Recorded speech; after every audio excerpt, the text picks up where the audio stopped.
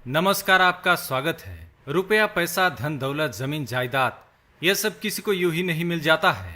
इसके लिए कितनी मेहनत और मशक्कत करनी पड़ती है, यह सभी जानते हैं। चाहे कोई भी हो, उसे जीवन में पैसे की चिंता तो रहती ही है। गरीब को चिंता होती है पैसा कमाने की, तो अमीर को चिंता होती है अपने पैसे की सुरक्षा की। मानो या ना मानो, लेकिन पैसा इंसान की बहुत बड़ी जरूरत है। और अभी जो समय चल रहा है, इस समय में इंसान को यह बात बहुत ही अच्छी तरह से समझ में आ गई होगी।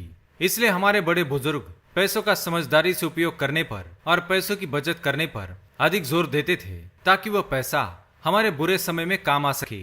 हम में से अधिकतर लोगों की आदत होती है पैसों की बचत करने की, लेकिन जरा सोचिए कि इस महंगाई के दौर में भी दिन रात मेहनत करके और अपनी जरूरतों को सीमित रखकर जैसे तैसे पैसे बचाने के बाद भी यदि वह पैसा हमारे हाथ से निकल जाए, तो या फिर किसी को पैसा देने के बाद वह हमारा पैसा वापस नहीं दे, ऐसे न जाने कितने ही कारण होते हैं जिनसे हमें पैसों का नुकसान हो सकता है।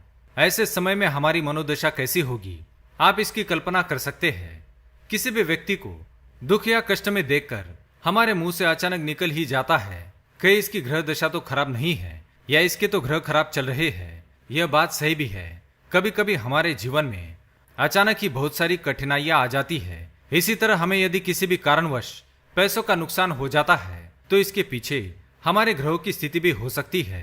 ग्रहों के साथ साथ हमारे घर की वास्तु में भी यदि कोई दोष होता है, तो हमारी आर्थिक परिस्थिति पर इसका भी परिणाम पड़ सकता है। वास्तुशास्त्र के अनुसार यदि घर में अग्नि दोष का निर्माण हो जाता है, तो धन संपत्ति से संबंधित नुकसान होता है। यह दोष घर के अग्नि दिशा या उत्तर दिशा में उत्पन्न होता है।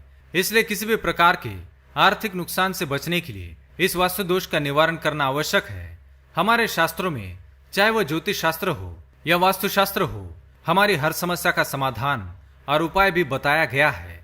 तो चलिए हम देखते हैं कि यदि हमारा पैसा अटक गया है या हमें पैसे का बार बार नुकसान हो रहा है, तो वास्तु विज्ञान के अनुसार क्या उपाय करने चाहिए। लेकिन उससे पहले अगर आपने चैनल को सब्सक्राइब नहीं किया है, तो इसे सब्सक्राइब कर लीजिए, ताकि आप ऐसे आध्यात्मिक जानकारी वाले वीडियो देख सके।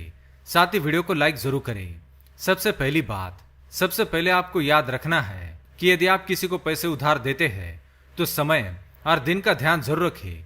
शाम के समय या शाम के बाद या भगवान के पास दिया लगाने के बाद किसी को भी पैसे उधार में ना दे। बुधवार के दिन तो किसी को भूलकर भी पैसे उधार में ना दे, या तो आपका उधार दिया हुआ पैसा डूब जाएगा या फिर उससे वापस मिलने में बहुत ही मुश्किलें आ सकती है। पैसा हमेशा गुरुवार के दिन उधार में देना चाहिए। राहु काल में भी किसी को पैसा उधार में ना दे। दूसरी बात, धन से संबंधित समस्याओं को दूर करने के लिए माँ लक्ष्मी जी और विष्णु भगवान की तरह ही धन के देवता कुबेर का भी आवाहन करें और उनकी पूजा करके अपने रुके हुए धन को वापस दिलाने की प्रार्थना करें। इसके लिए घर की उत्तर दिशा में माँ लक्ष्मी जी और विष्णु जी की तस्वीर के साथ कुबेर यंत्र की स्थापना करें और इस मंत्र का उच्चारण करें। यश्चाय कुबेराय वैष्णवाय धन धान्य धीपते धन धान्य समृद्धि में देहि दापय स्वाहा।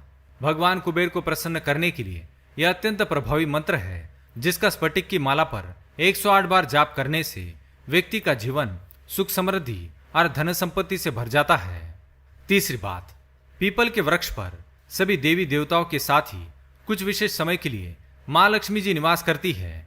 इसलिए हर पूर्णिमा की रात में 12 बजे के बाद पीपल के वृक्ष के पास दिया जलाकर उसकी प्रदक्षिणा करें। यदि संभव हो तो आप पीपल के वृक्ष की प्रतिदिन पूजा करें। धन लाभ होने के साथ साथ रुका हुआ धन भी आने लगेगा।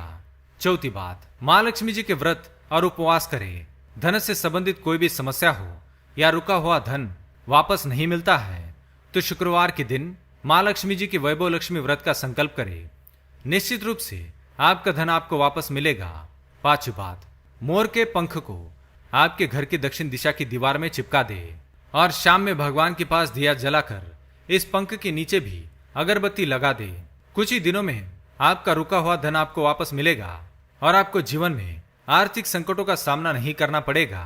तो दोस्तों, ये थे कुछ महत्वपूर्ण उपाय जो आपको अवश्य करने चाहिए।